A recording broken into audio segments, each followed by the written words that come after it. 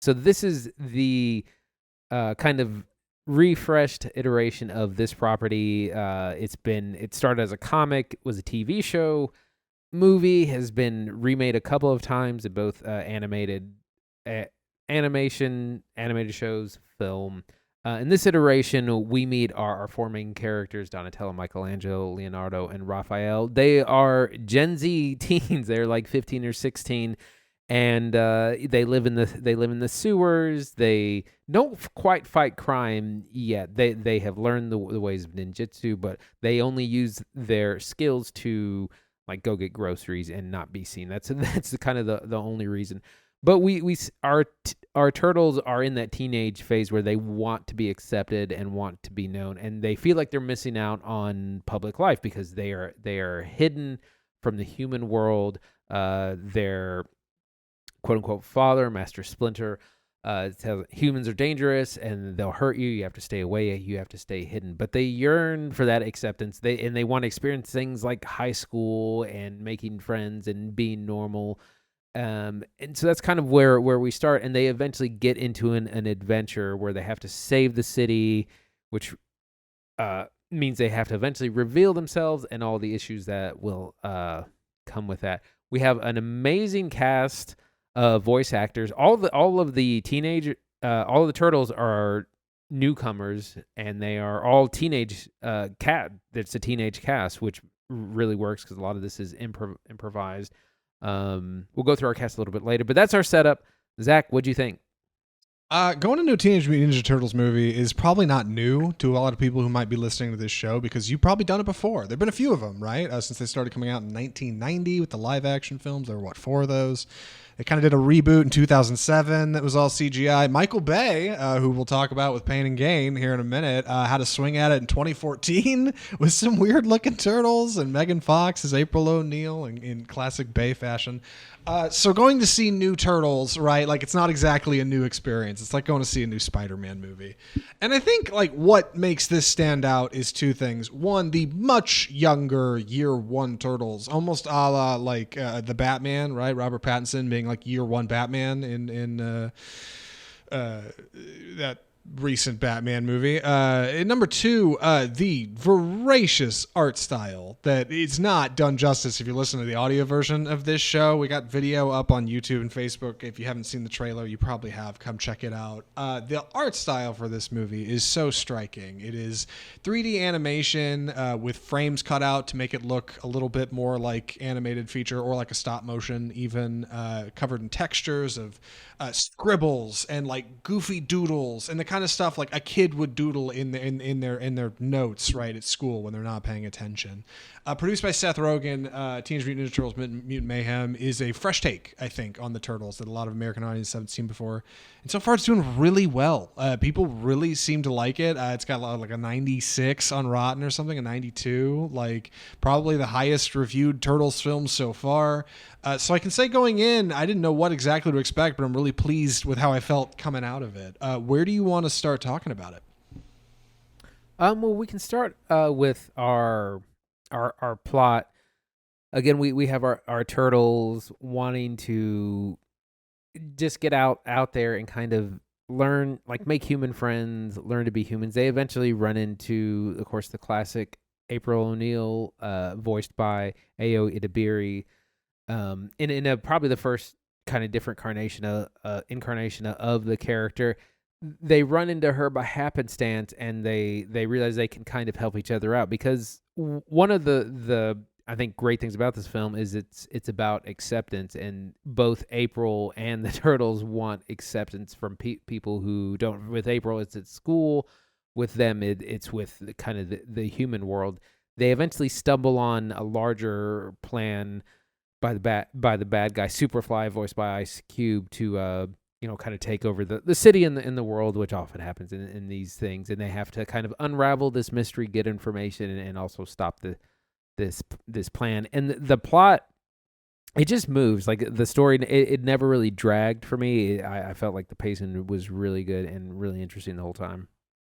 A bit of a drag for me in the second half of it. Like I really got on board with the first half because the world building's really solid. First off, everything in this kind of very vibrant style is very textured, and it's very brightly lit with big colors, right? Like of the first couple fight scenes in Ninja Turtles are lit entirely in red, like very intentionally stylized, a la Spider-Man Into the Spider-Verse. It's hard not to see the inspiration, but it's fine. It's popular nowadays, and most importantly, like it works. Every member of New York City, every citizen you see, they have the weirdest shaped faces I've ever seen in an animated feature. Everybody has odd proportions, except for the turtles, who are mostly symmetrical, and also April O'Neil minus her hair. Like our leads are pretty good to look at, and everybody else looks terrible. And I think it's one to participate in like this kind of throwback childish doodle style, but number two to draw a comparison between the turtles, who are perceived to be mutants, and normal people who actually are pretty unique all on their own, right? Turns out everybody's pretty unique, and everybody has somewhere they're coming from. Like you said, the movie is a lot about acceptance, like these kind of general themes of family and expectations, like what you think people will think of you versus what they actually think. That stuff all plays in with a group of turtles who are fairly insecure, being that they are kind of just now getting out of the sewer for the first time. They're not the comfortable veterans we know and love, right? Like they're kind of spooked by stuff, and they don't really want to fight, but they know that they can. They don't really have a plan. They just want to kind of get pizza and hang out on the roof and film stuff on their phones. I like that, like, it feels like a comfy world to step into. Like, even though it looks like a Henry Selick movie, like Nightmare Before Christmas or James the Giant Peach or Coraline, it comes off feeling like somewhere that's comforting because the turtles are young and vulnerable. Splinter is really nice, voiced by Jackie Chan. Like, he's very kind. Ava DeBerry as April O'Neil is pleasant. And you also are comforted by a really good soundtrack, even though it's not in there a lot outside of the needle drops, which are all fine. Trent Reznor and Atticus Ross did the soundtrack for this movie. Did not expect their names at the end. Big synth heavy. Reminds me of Stranger Things. A lot of elements that I think people like rolled into a Teenage Mutant Ninja Turtles movie, and like that's a good show of cards for the first hand. You know what I mean? Yeah, I was going to mention that the animation, a lot of people have said that, like, Spider-Verse is easily the best animated film in the summer, and this comes out and I had heard someone say, like, that may not be true, or that may not be the best animated film in the summer, and I was like, that's a little much. That's a tall order. And while that's going to be very, I mean, I've seen people say that they are preferring this movie to Spider-Verse, which is nuts that that's even in comparison. But there's just some amazing sequences action wise. There's a great one at the beginning of the second act where the turtles are visiting different crime bosses, and you get this brilliant cut. It's one action scene, but it's cut between like these four or five different crime bosses, and it's just masterful editing. And I was blown away by that sequence, and there's a number of other sequences like that. Yeah, I do also want to talk about kind of our villain cast, the mutants of the Mutant Mayhem. They're introduced really fast, which surprised me. But it's a kid's flick. Like it's not going to take its time, like waiting patiently to unveil each individual person. And at only 100 minutes, it doesn't have time. The pace moves fast enough where you're not getting bored, and it gives you a lot of villains up front really fast with a really stellar voice cast. That was one of the first things I remember noticing about this movie when it was announced. Seth Rogen, Paul Rudd, Maya Rudolph, Ice Cube.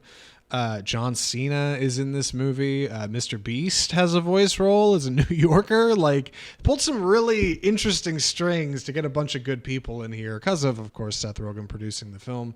But I think it makes like a really unique band of miscreants for our turtles to have to kind of deal with, right? And it turns out when they meet them that they're not exactly scared of them because they realize they, like the turtles, are also mutants. So you have this unique blend of empathy. Reminds me of like 20th Century Fox's X-Men movies, right? Like, well, Magneto's a mutant too. He's not so bad. Maybe people are the real problem.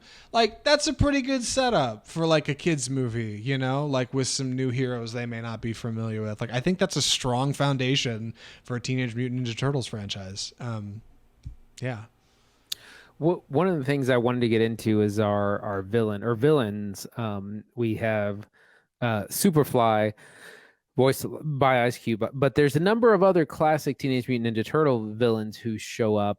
If you ever watched the cartoon, you'll notice we have Rocksteady, Bebop, Leatherhead, Wingnut, Baxter Stockman's, not Splinter, Mondo Gecko, Ray Fillet, Genghis Frog.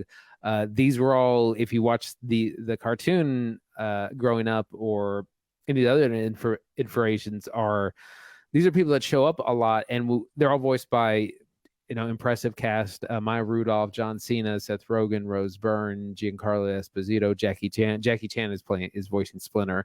Paul Rudd, Post Malone, Hannibal Verse. So we have this great cast, but it's wonderful to see this many of iconic characters in this. I'm actually kind of surprised because I figured they might save a couple of them for a sequel, but they kind of give you a bunch of the classic villains all kind of up front. I think I was charmed by kind of the comedy in this movie. It doesn't all work, but it feels uniquely teenager, right? A little punk. Sometimes you'll have characters joking about the state of society in New York, and other times you'll have a character like puking on camera, this like goofy scribble green ooze that doesn't look that gross, but it's still somebody vomiting for a joke.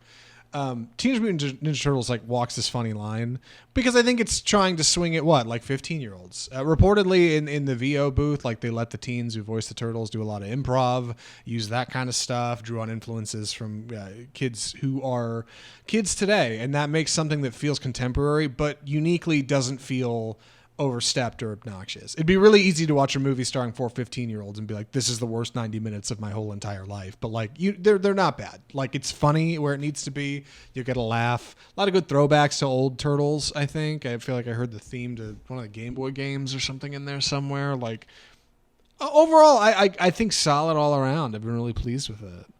Andy, what else you got? I feel like I'm running out of things to talk about. Well, I think I wanted to comment on that, on the improv. This part of what makes the dialogue, I think, really work and be fresh is you have teenagers speaking like teenagers, like, because like, help us if 40-year-old Seth Rogen had to try and write dialogue for teens, like we would never really get something that was convincing and authentic. So the improvisational nature, I think, really sells it. And they're like Gen Z turtles, they all have phones, they have computers. Like somehow they have internet and a service plan down in the what? Yeah, one of them has prescription glasses and the other has braces. Like, how did they work that out?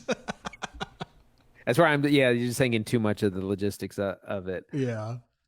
But I think that really creates just an authentic scene, and I mean, there's a lot of like modern day slang in the way they kind of talk and to each other. There's a lot of there's references to like anime and just things that teens are into. So they really worked hard to really capture that generation. I think like if Barbie is like an easy bake oven, this movie reminds me of like the critter version of that, like the plastic bugs you'd make in the molds, right? That like smelled terrible and are gross, and you use them to gross out your sister. Like, I think Teenage Mutant Ninja Turtles trying to tackle that audience is not a bad thing because nobody else is swinging at that. And like, I think a lot of kids are a little that way, right? Like they want this kind of crass humor that comes in this movie, but also like has a unique amount of heart and a surprising amount of good music. Again, fantastic needle drops all around. Combine it with like an art style that is, albeit inspired, maybe a little too inspired by Spider-Verse, and you get something that works really well. It's funny to see Paramount put out a feature like this, and meanwhile, a big studio like Disney is like seemingly too afraid to jump into the pool and make something unique. Yeah, better not do anything too weird. We'll make Wish and it'll look kind of like this, but not really. This is studio. Disney made Paperman, for God's sake. It ran in front of Wreck-It Ralph. It was exactly what these people are doing. And like, I don't know. They just don't seem to want to. Sorry, I didn't mean to turn this into a Disney rant. The point is, like, I think Paramount's got a hit on their hands here. I could see a sequel coming, or probably a series on like Nickelodeon. That's usually the way they go, right?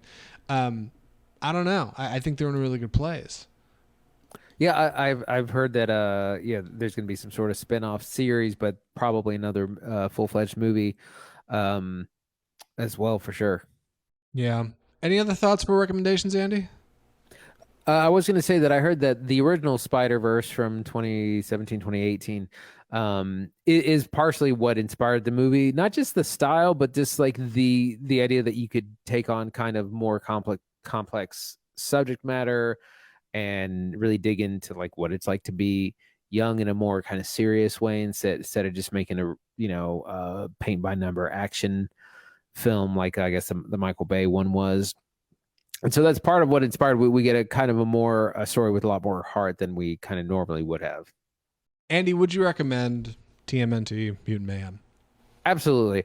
It was a lot of fun. It's a short film. It's only 100 minutes, so it doesn't overstay its welcome. It's really funny. It has good action. If you're a fan, been a lifelong fan of the Turtles like myself, it's a lot of fun. It's reinvented in a lot of ways to keep up with modern times. You have actual teens doing the voices. You have lots of references to things in the modern day. It's a lot of fun. Highly recommend. I'm in the same boat. I think Paramount's got a hit on their hands here. I think when we talk about how animation has changed over the past few years, Spider-Verse will be mentioned. This movie will be mentioned. Like, this is doing something fresh, something different, something new, but is obviously inspired by what works. Comic book films of new, like Spider-Verse. It's not a bad move. If anything, I'll bet somebody at Sony is probably pissed that TMNT is having this success because it is so obviously like lifted off of the magic Spider-Verse has brought to the table. But I don't think that should disappoint anybody. I think that should inspire other studios to do better, right? Like that's what the market is. That's how we should do this. It's a marketplace of ideas. And in that marketplace, I think TMNT is in good hands going forward. Excited to see more from these turtles. With that being said, we are going to do something a little different in the middle of the show this week. Andy and I kind of talked about it before we got started about what we wanted to talk about. And I thought, I kind of just want to talk about the studios from like a 35,000 foot view and just see how people are doing after the summer, right? Our five big ones: Warner Brothers, Paramount, Universal, Sony, and Disney. I just want to go down the line, talk about a couple things they put out that were good, a couple that were bad, and maybe how they'll be pivoting going into winter, maybe what next summer might look like, some early forecasts following a late rain. Andy, do you mind giving us the title of this segment, please? It's time for the death of cinema.